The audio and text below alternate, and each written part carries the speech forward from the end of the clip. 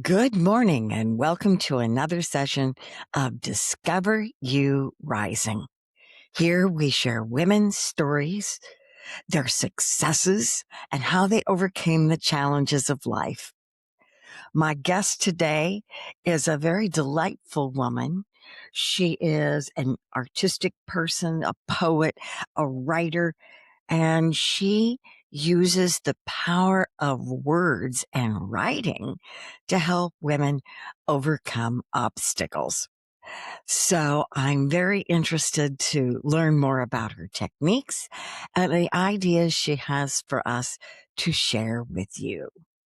She started writing her or sharing her poetry, prose, and then she added journaling workshops, and she inspires you to harness these words to foster clarity, resilience, and a deeper understanding of your inner voice and your inner hero.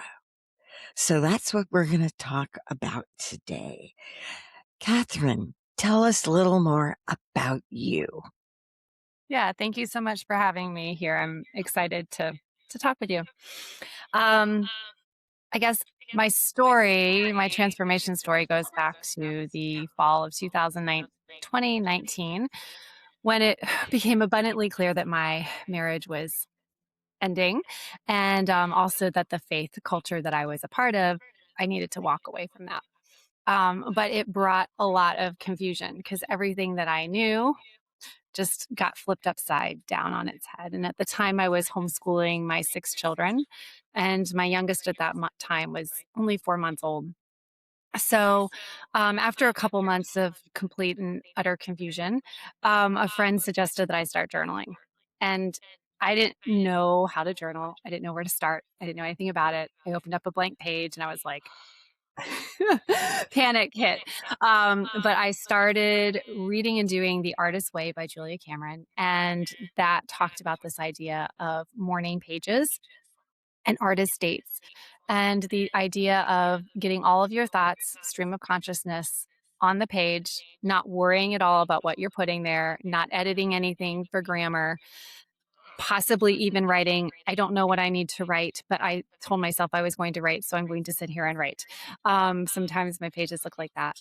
And it was through this daily practice of journaling, truly, that I was able to hear my own voice, really for the first time in decades, and begin to figure out how I was going to create a life for my children and for myself outside of those constructs that I had been living in.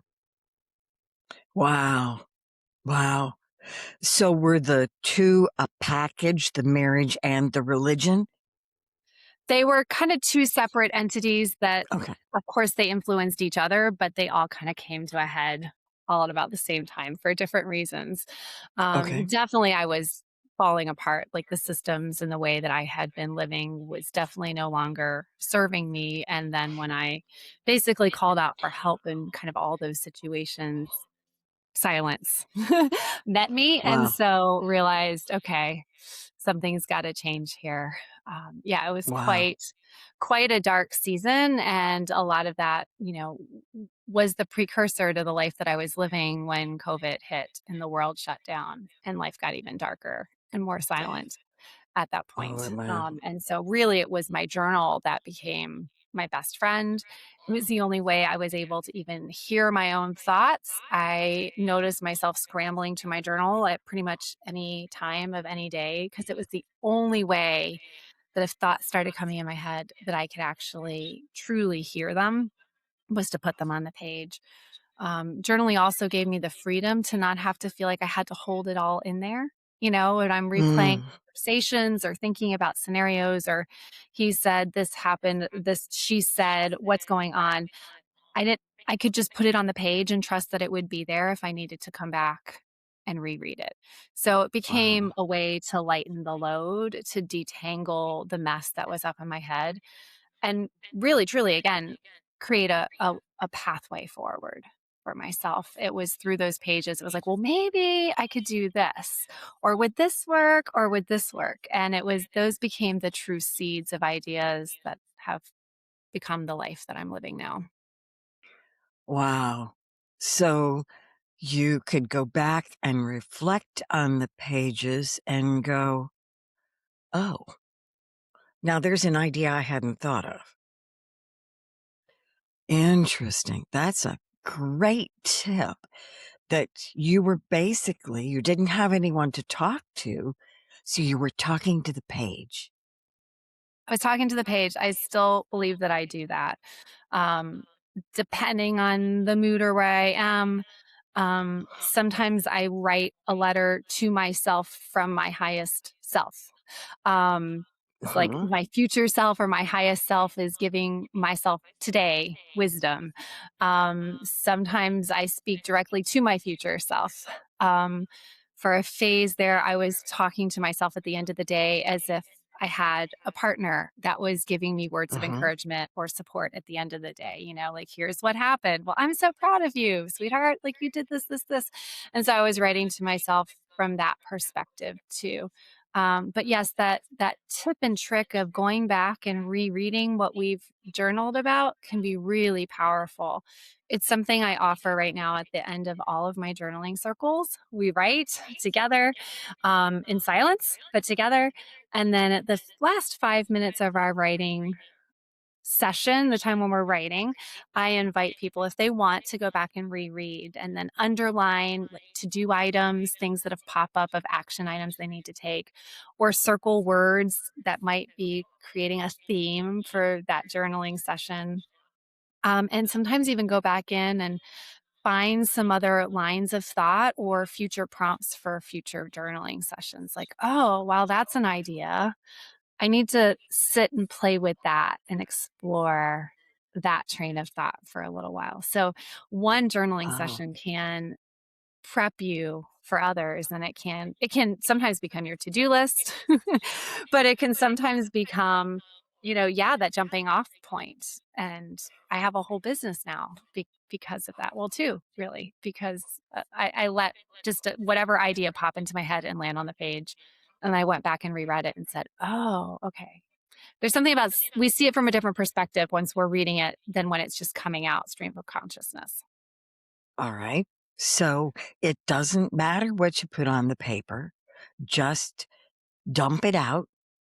Then you can go back and look to see what's going on in your own brain. Yeah. And you don't have to keep it. I mean, I hear Hmm. that a lot from people too. What if somebody reads it? If that's really, that can be a really valid issue for some people. You can always destroy it, rip it up, burn it. I've heard people like bury it in the ground. Sometimes we need to write things to release and we don't want to go Hmm. back. Look, we don't need to. That's not actually what's helpful. So there's all different kinds of ways that somebody can journal. Sometimes to hold it and hold that record and be able to go back and reflect. Sometimes, yeah, we don't need to and Just shouldn't to hold on expunge to it it. and get it rid out of Yeah, there. just expunge it, get it out. It's out of the body now. It's found its place. It's been seen. It's been created, but you can release it too. Fascinating. So, what kind of tips would you share with others that are struggling with a decision or chaos in their life? Where do they get started? And do you have some ideas for best practices? Yeah, I truly believe that we have all the answers within. And the best way to do that is to spend time with ourselves and really hear what's going on.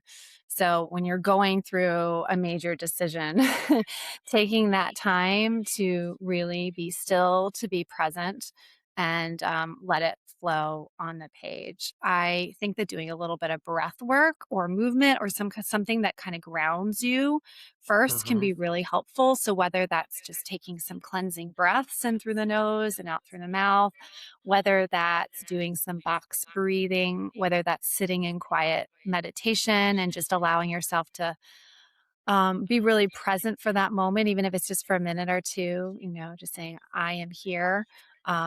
Sometimes even movement can help, like a little dance party, shaking it out, doing some spinal twists, things like that can really help you get fully into your body and in connection with your thoughts at the same time, and then jump into your writing.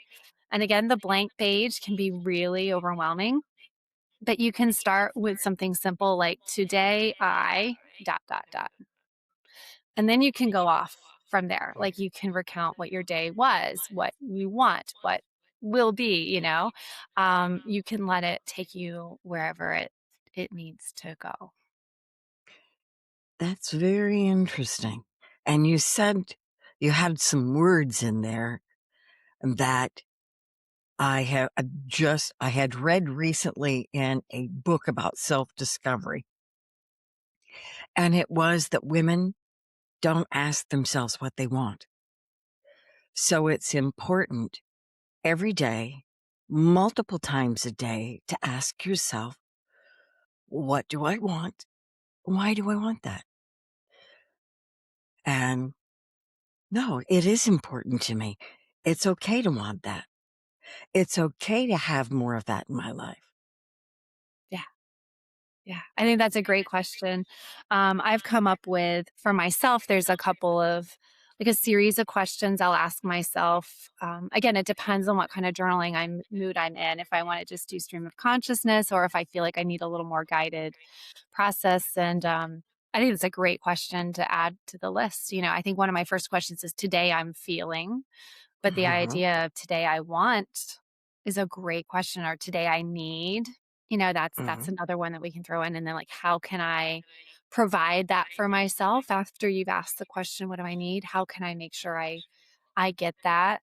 Because I think the idea of self-care obviously is gonna be a big conversation, but there's the whole self part of care. Like, how can I provide for myself that which I need and what I want? How can I make sure that that happens for me?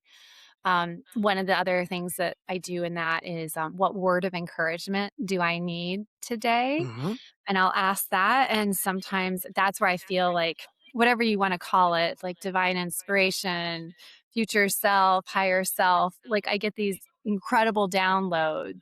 They're always positive, like, mhm. "You got this is what you need to do, here you go, like, keep fighting," or whatever, like, but what is that word of encouragement? Like, what would I want my best friend to tell me? Um, those kinds of sentences, those statements, and so that is something that's part of, my consistent writing practice too, and then I end up with this, like, cool little pep talk for myself at the end of that. So, That's yeah, you can really wonderful. start and go anywhere, but I think some simple questions like that, or I like sentences, truncated sentences that aren't complete, but they've started the sentence, since 'cause sometimes Mhm, questions, "How are you feeling today?" Feels a little more overwhelming than just, today I'm feeling dot, dot, dot." The mhm. sentence has already been started. Those are excellent, excellent ideas. And I think that we've given our viewers a lot of positives here to think about and a way to do a little self exploration or to help your brain get out of the noise of the world and be able to resolve a question or a problem. So thank you so much for being here with me today. And um, I want you to share with me so that I can add it to the show notes. Um, how can they get in touch with you? And you have a book. And I let's do. just very quickly tell them what the book is and where they can find it. Yeah, so the book that I wrote is called Barely a Whisper: Poems from the Heart of a Woman Rebecoming, and it's a poetry memoir that follows the inner transformation of a woman who is finding that her voice was barely a whisper and is finding the ability to strengthen it and then turn it into a roar of clarity and agency. You can find it on my website. You can also find it on Amazon. My website is www.catherinesipher.com. So CATHERINESIPHER. And there you can also find a free journaling guide, how to journal 101, basically. So that Wonderful. gives you my best tips for getting started and a couple of the techniques that I use when I journal. So we'll definitely put your website in the show notes so that they can access the additional information and get your free guide to journaling. And thank you again for being with me. Thank you so much for having me. All right.